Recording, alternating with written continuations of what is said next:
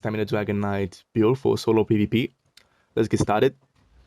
We are running a Milestone Greaseboard, Enchantment in front bar, defending bow in back bar. You can use crafted weapons or any weapons, but Milestone weapons are best in slot because of the 189 weapon damage they give you. We are running 5 Spriggan, helmet, shoulders, and rings, necklace. 5 Fury in the body. The reason we are running Fury is because Fury is best in slots. It's a set that allows you to go Berserker mode. But this set is only for solo players. You can't expect to do well in small scale or group play. You can't. This set is mainly for solo players, nothing else. It's just for you. It's a very good set because the more damage you take, the more damage you deal. So this fits a lot the Berserker playstyle that I do enjoy in other games. Let's get to the skills. We're using basic skills, mostly basic skills to be honest. Dizzying Swing as our main DPS. Heavy Hunter. The reason we are running Heavy Hunter is because this build is focused on crits. We have 45% crits, and Heavy Hunter helps us to keep the crit chance very high. It's very important to run crit because most people believe that crits are not that good in PvP because of impen. That's wrong. Everything that is crit is more damage than basic damage. Like way more. If you're fighting an opponent with 7 pieces in impen, you will still do more damage to him if it's crit. So make sure that in all your builds you run crit because you can't expect to do well in PvP without at least 40% crit. That's my opinion, of course. It also helps you for heals with Wally and Vigor. Every time you put them, you can crit them and they can give you more healing. So it's very useful. We are using Rally because it's a basic skill. Crit Rush, Stampede is better. I'm just using Crit Rush because I forgot to respec. But Stampede is better because you stampede an enemy and you will snare him. And then you will be able to use Dizzying Swing on him way easier than if you just Crit Rush him, especially if you're fighting a good Sorg. A good Sorg usually would line of sight you jumping around you.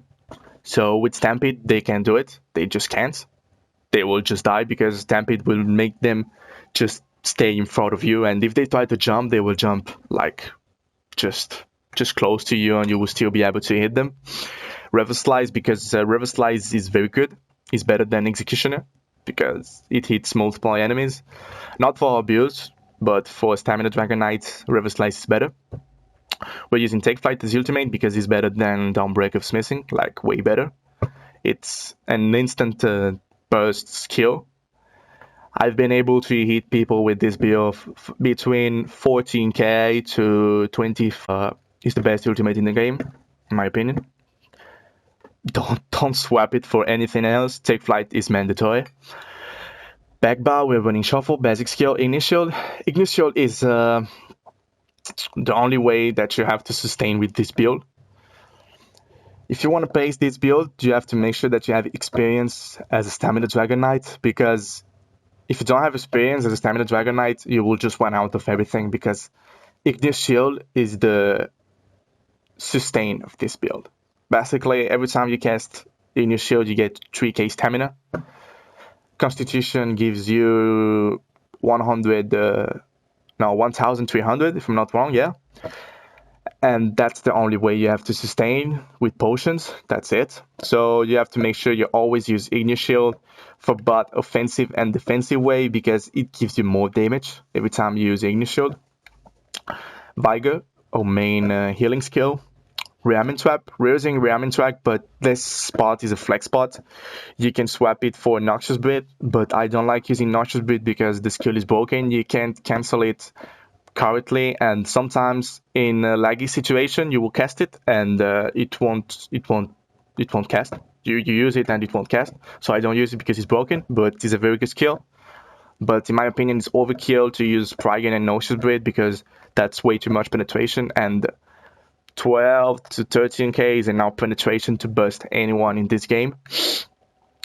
You can put Poison Injection here. I do like using Rearming Trap because in a 1v situation if you have multiple enemies on you, Ramen Track will help you a lot to spread them, because when you are fighting numerous opponents, what will happen is that they will chase you, and most of the time, people don't pay attention and they're wasting their stamina.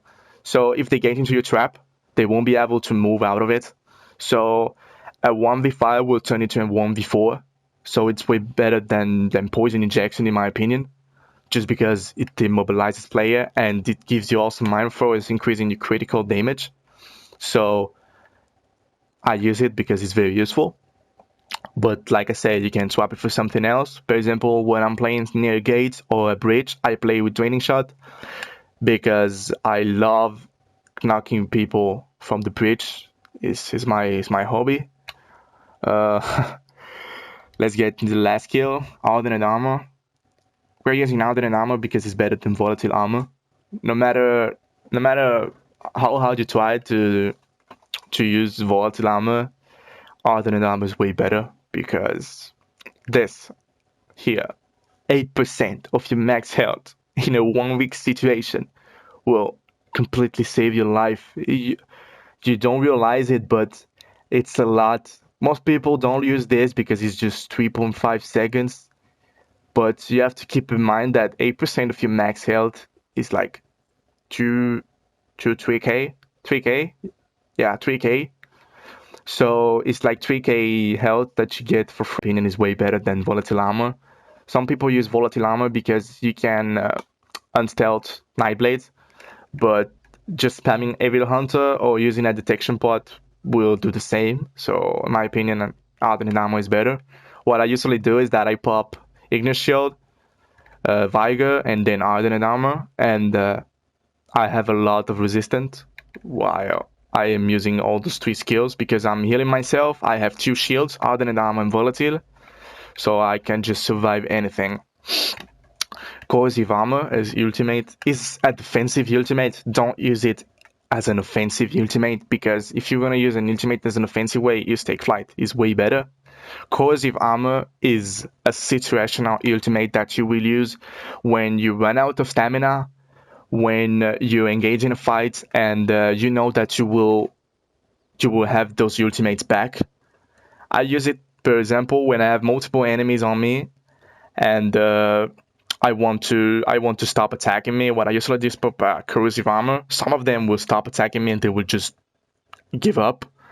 So this skill is very useful if you use it in a defensive way. Don't use it as an offensive way. If you can put this and start spamming this in blow like some people do, it's not going to work.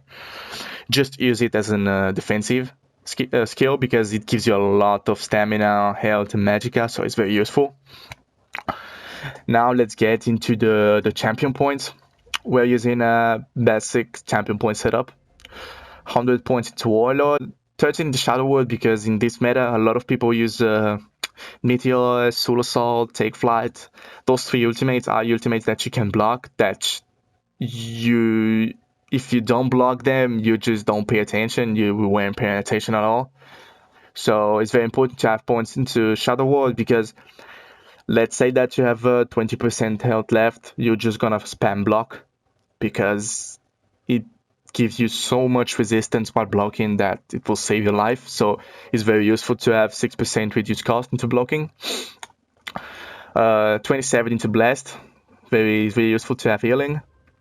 65 into Precise Strike, 19 into Piercing, 89 into Mighty. You don't need to put 100 points here. 23% is a no. I'd rather put points into Precise Strike or Piercing. 75 into Resistance because of Resilience. It's very OP. 60 and 60 for Unchained. 5 for Quick Recovery, because you don't have to put more points here. I mean, the only reason you put points here is just because of the passives. So the rest of the points, just put them here. That's it for the champion points. Now let's get to the consumables. Something that is key in this build, because you sustain within your shield and potions. Where you're running Essence of Immobility. Why? Because they are the best potions. That's it. You become immune to knockbacks and any CC for 12 seconds, because they won't be able to knock you. And sometimes in a 1v you die just because, not because you made a mistake, but because you got knocked down. then someone popping a ulti on you, then someone uses Dragon Destruction on you, then you receive a full focus aim at the same time. So this will help you in those situations. You also need the essence of detection, but this is a situational potion that I use. For example, I'm fighting 5 people, I killed 4 of them, and the last one is the typical Nightblade spammer who will spam focus aim on you. I'm gonna pop a detection pot just for him, because he deserves it. And that's it. You're not gonna use them a lot, so like I have 9 on me, you don't need a lot of them. They're not very expensive. Now let's get into the poisons. We're using poisons because poisons are better than the enchantments. We're using damage poisons because they deal a lot of damage. We're talking about 10k damage to get from poisons. Those poisons are extremely good. They are very good, and fully buff, I think they hit for a little bit more, so it's very useful to have them. In back bar, we're using cost poisons. Why? I don't use it on 1v1s or against a solo player. I use them against a troll, against someone perma blocking, against someone that is spamming Breath of Life with 40k health because they deserve it. If you're going to use this poison, be fair play with people and don't spam them on solo players because they're throwing this and them won't help them at all. And what we'll get is hate. So this is situational poison. Don't use it every time. Now I'm gonna show you the stats fully buff. Fully buff. We don't have any scroll or any amp, so those are the resistance in back bar. They're very high. Okay, that's why you don't need blood spawn. Front bar we have 3,200 weapon damage and 45 weapon crit. We have a correct stamina, correct health. All resistance are very strong. So fully buff, I have 4,400 weapon damage. If I have scrolls, amp, and continuous attack, I have 5k weapon damage, 48 weapon critical, and 28k health. I'm unkillable. So if you play on PS4, it would never let me have 6 scroll and amp, please.